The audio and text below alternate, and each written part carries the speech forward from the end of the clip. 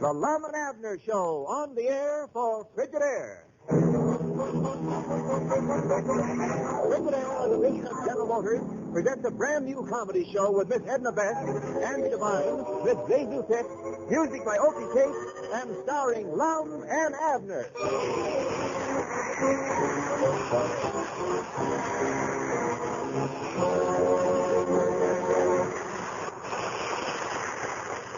Abner, why wasn't you at the meeting of the Pine Ridge Culture and Uplifting Society last night? Oh, where'd they have it? Well, we always have it, at the pool hall. Oh, yeah. Abner, it's terrible. There just ain't no excuse for the lack of culture around here. And I told them so last night. You did, huh? Yes, sir. I stood right up flat-footed and demanded that Pine Ridge have a higher standard of ignorance. Good for you. Fellow members, I said the citizens of Pine Ridge is just plain ignorant. And I'm going to set an example for you. You're just a feller can do it, too. Thank you. So after the meeting was over, I went right home and wrote an opera. Yeah, well, that was... Wrote an opera. Why, sure. In one evening? Well, of course, it weren't nothing for a feller of my combined talents and genius. What kind of an opera? Is it horse or soap? No. I like them horse operas. That Hopalong Cassidy, he's my favorite. Wait a minute, Abner. I'm talking about singing opera. Oh, Hoppy don't sing. I know it. His horse ain't bad. I'm talking about grand opera, and mine is grand. Oh, prattle. Folks don't care nothing about opera these days. Oh, no. I read the other day when the opera opened in New York, the house was packed. Had it in a packing house, huh? No, silly. I bound you someday my opera will be playing in New York, too. Who knows? Someday I might wind up in the Met. I don't doubt... Met! Thought you said Met. I'll be in the Hall of Fame. They might even make a bust of me. Yeah, if you don't beat them to it. All right, Smarty. Just wait till the night of my opera. When folks see me all decked out in my arpeggios, standing up there on my cadenza with my proscenium arch, they'll know Pine Ridge is in for a load of culture.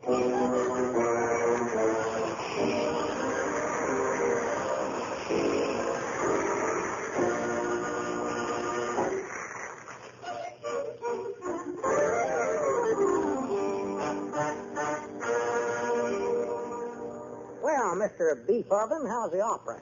Everything's going fine, except for one little thing. What's that? The tickets ain't selling. That's the safest way to have it. I can't understand it. I've put every ounce of talent I've got in this opera. Maybe a ounce ain't enough. I've put my heart and soul in it. Don't sound like much of a cast.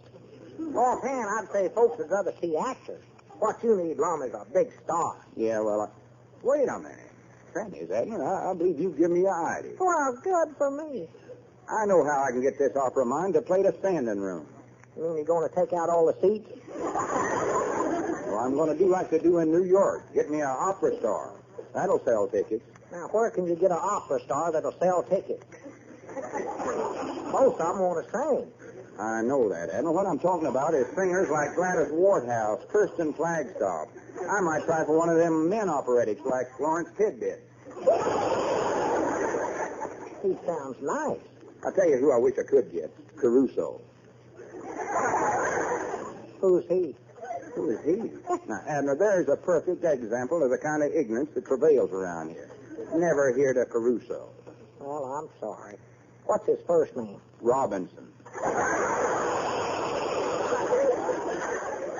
Why, sure. What's the matter with me? Him and Friday was in the original cast of South Pacific.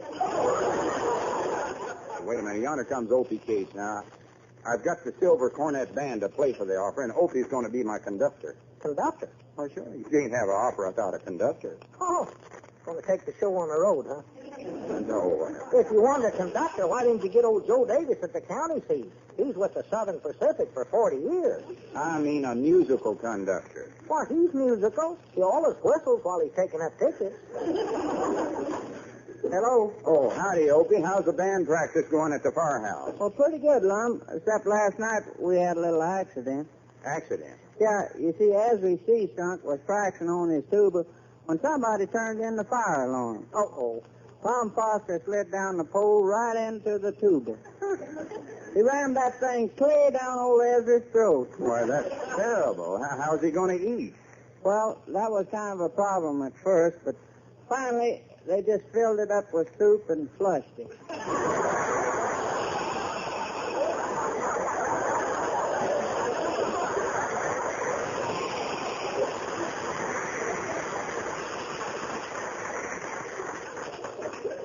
Now, that's what I call clear thinking.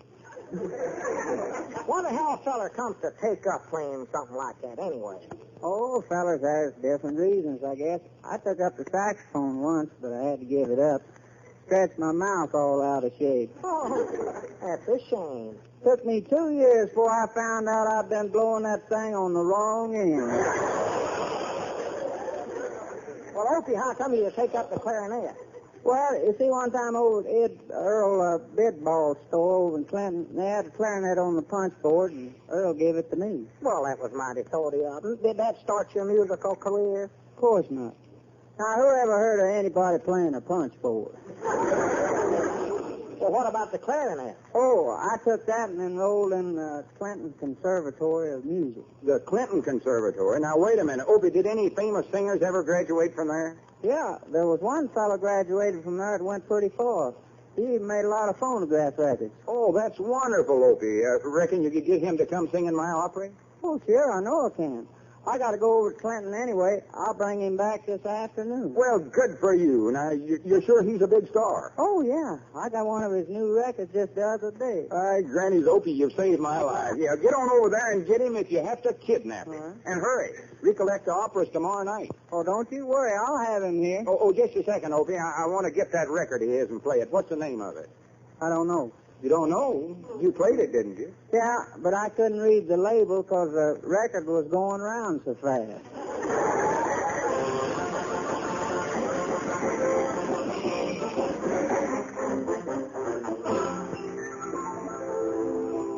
Hot dog, Abner. These tickets are going like hotcakes since I announced we're going to have a big opera star. Yeah, some opera star. Don't even know his name. Well, that don't make no difference as long as folks knows he's a big star. Yeah, well, I reckon you're right. Here comes Luke Spear, and from the rate he's traveling, he must have heard about it.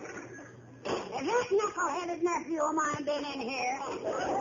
Why, yeah, Luke. He was... Well, where is he? I'm going to wring his neck. Lum sent him to Clinton to get an opera star. Opera star? That's just dandy. You better get one that knows how to wash dishes. You'll have to pile up 'em a mile high in my restaurant. Well, just calm yourself down, Luke. He'll be right back.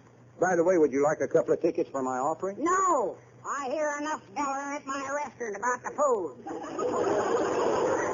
Well, now, Luke, you owe it to yourself to see this opera. I'm presenting the tragic story of Samson and Delilah. I don't care if you're presenting Sam and Antonio. If you ain't got here by supper time, I'll pulverize it. Wait, Luke, don't run off, Ned. Now, if you won't jump on Opie, I'll give you 2 tickets to the opera. Oh, well, thank you very much, Lum. I'll enjoy it. Enjoy it. Thought you said you hated opera. I do, but this one will be a pleasure. Huh? I just blew the tube in my hearing aid.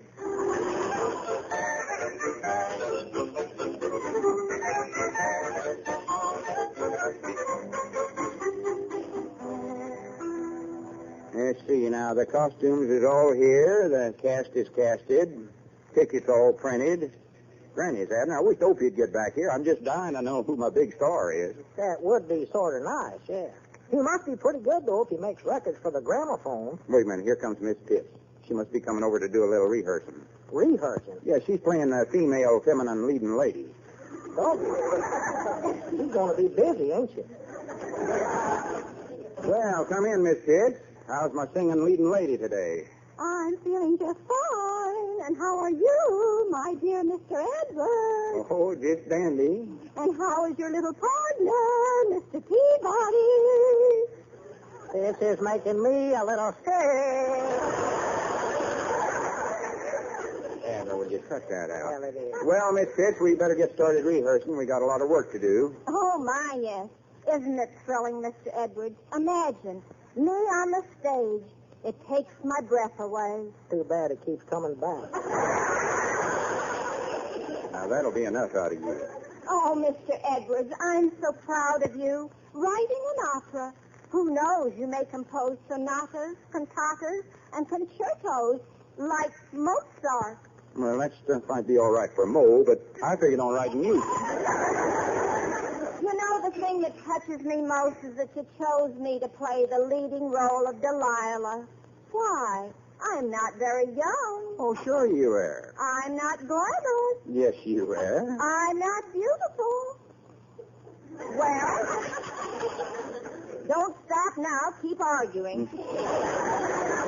Take my word for it, you fit the part perfect. Now, Miss Pitts, would you mind loosening your vocal cords? Why, Lum-headed, you old rascal.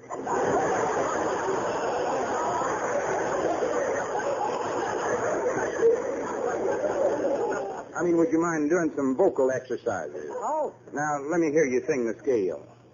Do, re, mi, fa, sol, la, ti, do. Just a little higher, please. Do, re, mi, fa, sol, la, ti, do. Ah. Do, re, mi, fa, sol, la, ti, do. Now, Abner, look what you've done. You sprang my leading lady's voice box. Miss Pitts, speak to me. Speak to me. I can't. I've lost my voice. Oh, dear. Now I can't sing. Oh, this is terrible. Now what am I going to do? Well, with the leading lady without a voice and the leading man without a name, about all you can do is put on the Phantom of the Opera.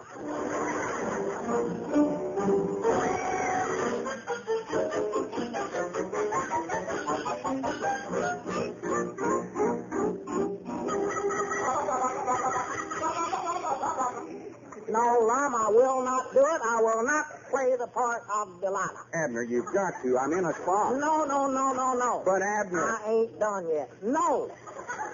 I've auditioned everybody around. Abner, you just wouldn't believe the sounds that come out of some human being. Hiya, fellas. I see what you mean. Hello, Andy. Lum, I just dropped in to buy 2 seats for the opera. 2 seats? Ain't you going to take nobody with you? Ain't no sense in buying tickets, Andy. They ain't going to be opera. Oh, but I heard you got a big star. I have, but I just lost one of my leading characters. Oh, that's too bad. Say, Lum, maybe I could fill the part. Fill it, you'd overflow it. Now, you hold on there, Abner. I've got hidden talent. Andy, they're not hidden. They're just scattered all over the landscape. Abner, it might work. And I'm just desperate enough to take a chance. Lum, he can't sing. His voice sounds like somebody throwed a handful of gravel into a mixmaster. Now, there ain't nothing wrong with my voice. Just the other day, I was singing in the shower, and I hit a high C. Well, that's an awful high note, Andy. Do you think you could do it in the opera? Sure, if you got a hot water pipe for me to back into. Well, anyway, Andy, you get the part. You'll make a wonderful Delilah. Well, thanks, Mom. Delilah? Yeah. See, Miss Pitts come down with a case of laryngitis. Oh, a whole case? When are we going to open it? Andy, you're replacing Miss Pitts. Oh, but, Lum, I can't play the part of a woman. Everybody will laugh at me. No, they won't. We'll put a wig on you and a lot of makeup. They won't even know it's you. Till you open your mouth to sing. No, Lum, I don't want to do it. But, Andy, you're perfect for the part. You know how Delilah cuts off Samson's hair? Oh, sure, but... Well, you're a barber. It'll be great advertising for you. I know, but I'll tell you what, Andy. We'll have the address of your barber shop sewed on the back of your costume. Well, all right, Lum, I'll do it. Gosh, imagine me an opera singer. On the road to Mandalay, where the praise play. That voice is more likely what drove them flying fish out of the river, too.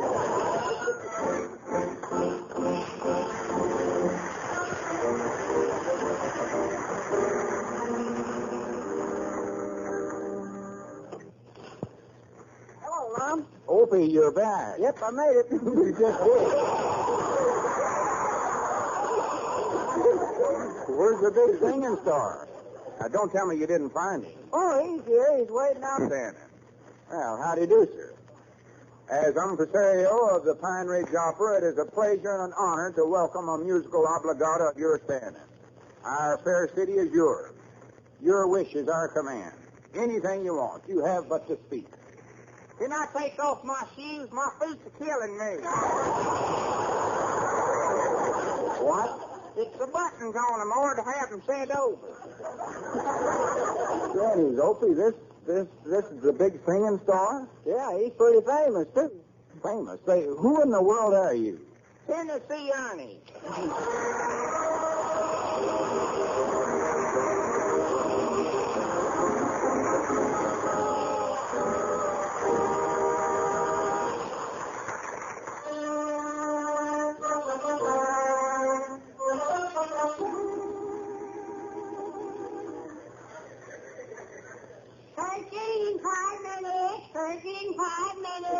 Abner, have you seen that Tennessee Ernie? I think he's in his dressing room. Well, I got to go talk to him. Yeah, well, before you do, Lum, give me a hand lacing Andy into this corset. Oh, I don't know why I ever agreed to be Delilah. Now, just be quiet, Andy. Now, take a deep breath. Hey, quick, Lum, grab that lace and I'll grab this. Come on, now,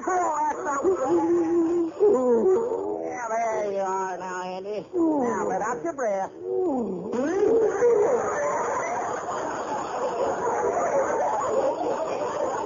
Well, here we go again. Hey, you take care of him, Abner. I got to find Ernie. All right. Okay, Delilah, pull it in again. Say, Tennessee Ernie. Mr. Andrews. Shut the door. You're letting the dog growl.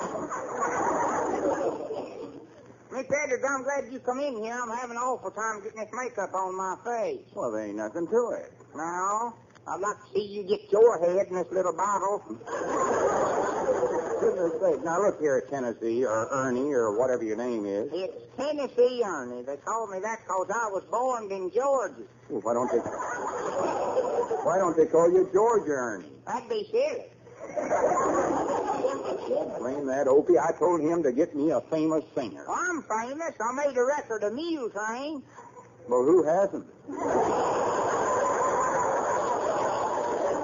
I don't mean nothing. Tonight you're going to be singing grand opera. I can sing anything. Well, it ain't the way you sing, Ernie. It's the way you talk. Well, I never went to school. I learned myself all I know. It's just that you sound the country. It ain't hardly time, but I'm going to give you some lessons. You need elocution.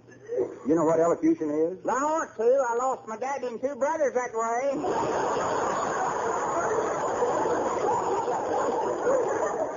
I mean, we've got to improve your denunciation. Here, say this. A-E-I-O-U.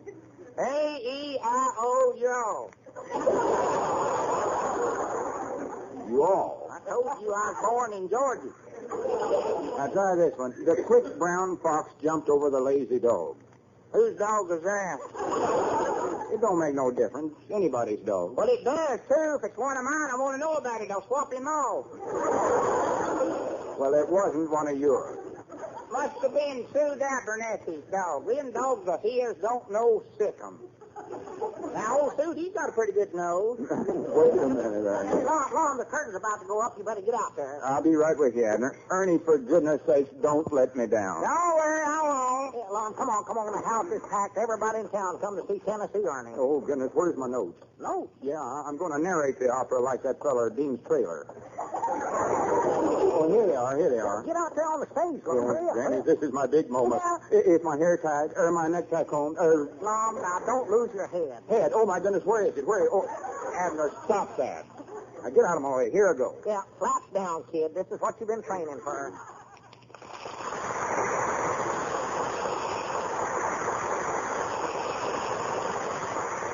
Good evening, ladies and gentlemen. It does my heart good to know that the people of Pine Ridge is so interested in a higher type of illiteracy. And now let's start.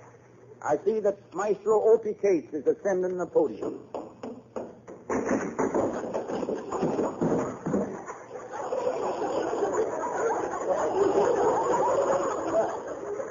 And from a sitting position on his podium, he conducts the Pine Ridge Silver Cornet Band in the Port and Pheasant Overture.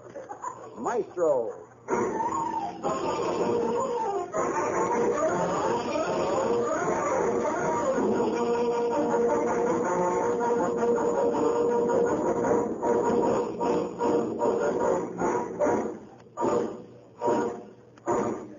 Thank you. Now we would like...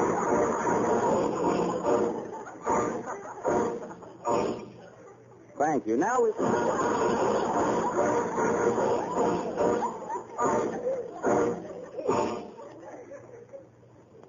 Thank you. Now we would like...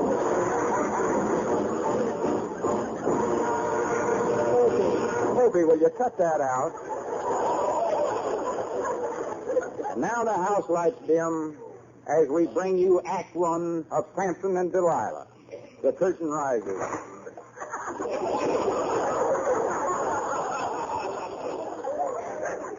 The scene, a circus. Samson, the strong man, comes out and sings to an admiring crowd. My name is Samson. His muscles are like steel. In my blood and skin. I'm as rugged as a polar bear, and I can lift a frigid. The secret of my strength is in my heart. All is great by palace. Delilah enters. She's a tattooed lady. She's got sex appeal written all over her. The tattooed lady sings. I am Delilah, the girl with the smile. I crave a love that is cold. So if you want to call me up, remember they were my thoughts.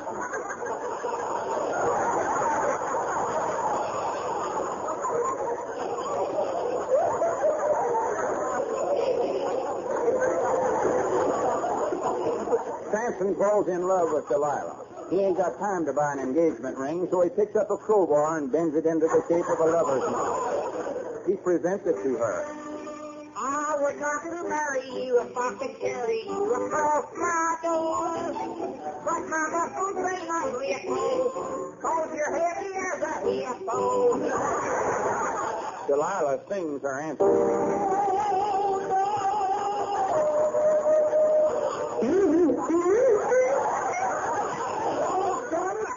That last note busted ever stay in my corpus. Well, pull yourself together, Andy. You're filling up the stage. Now, where was I? Oh, yeah. Delilah tells Samson that she's in love with Bobo the clown. At this point, Bobo enters. Aridi,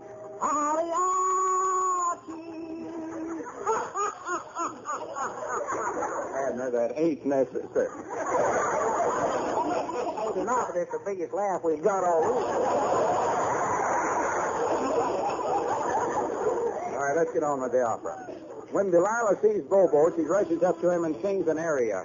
Oh, beauty fire, my house on fire. For you I'm yearning, my lips are burning.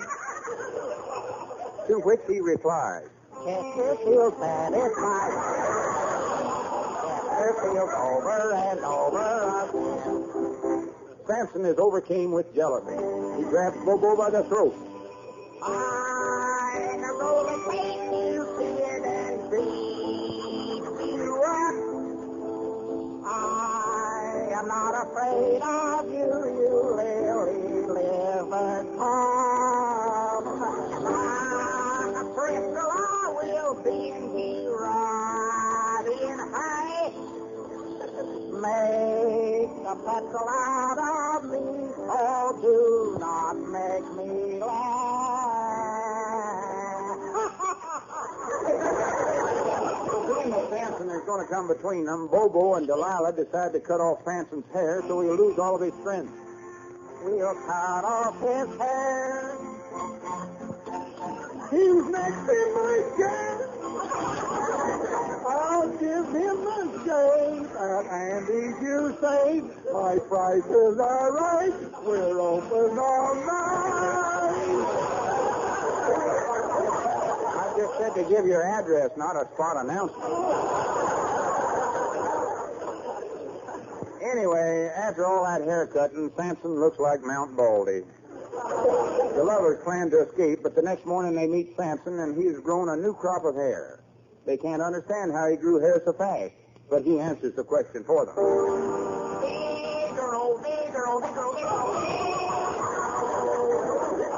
He grabs Delilah by the arm. You're going with me. Oh, no, I'm not. You cannot move me.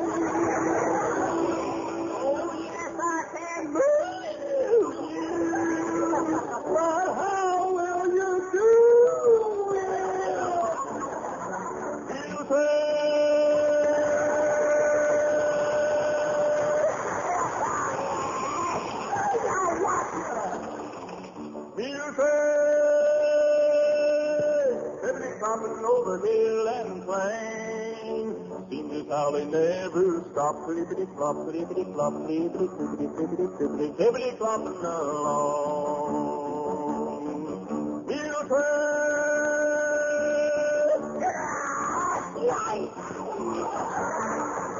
Mill train.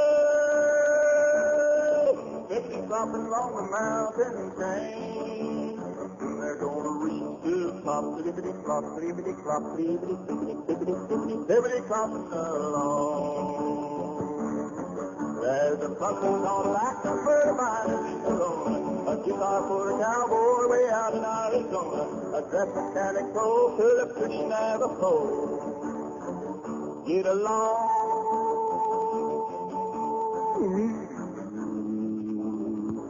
Get along.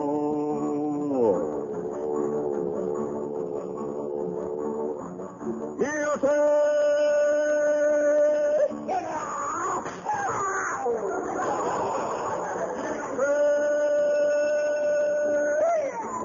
Flopping through the wind and rain. They keep it going till they drop. Flippity flop, flippity flop, flippity flippity flippity flippity flopping along. There's some popping thread needles for the folks away out yonder. A devil miner who left his home to wander. Some roomy kids and pills for the settlers in the hills. Get along.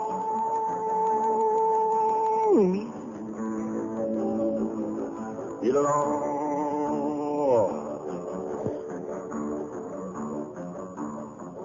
Mill train. You better speak. You got me there. Mill train. Oh.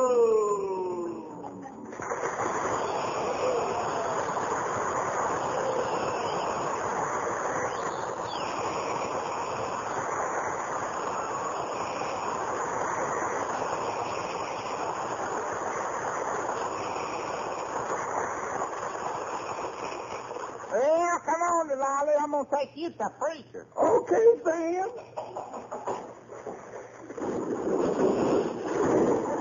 What's the cause you bring a wagon in here first? You forgot to take my harness off.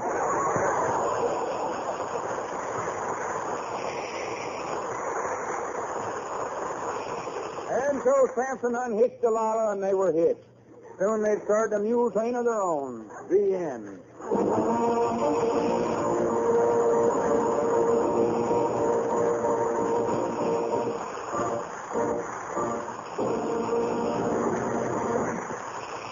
You may have heard us mention once or twice that this fall you hear them all on CBS. This same holds true for this winter, too. Here's just a reminder of Sunday nights on CBS. Sunday nights when you hear the superb comedy parlay of Eve Arden, Jack Benny, Amos and Andy, Edgar and Charlie, Red Skelton and Corliss Archer. Then, too, there's the Family Hour, the Contented Hour, and Horace Height. Yes, this fall you hear them all on most of these same stations. The Lum and Abner Show will be back next week and every week at the same time with Andy Devine, Jason Pitt, Tim Trout, music by Opie Cake, written by Betty Boyle and Jay Thomas, directed by Larry Bird. Our thanks to Timothy Ernie, who appeared as Lum and Abner's guest tonight. Paul Masterson speaking. This is CBS, the Columbia Broadcasting.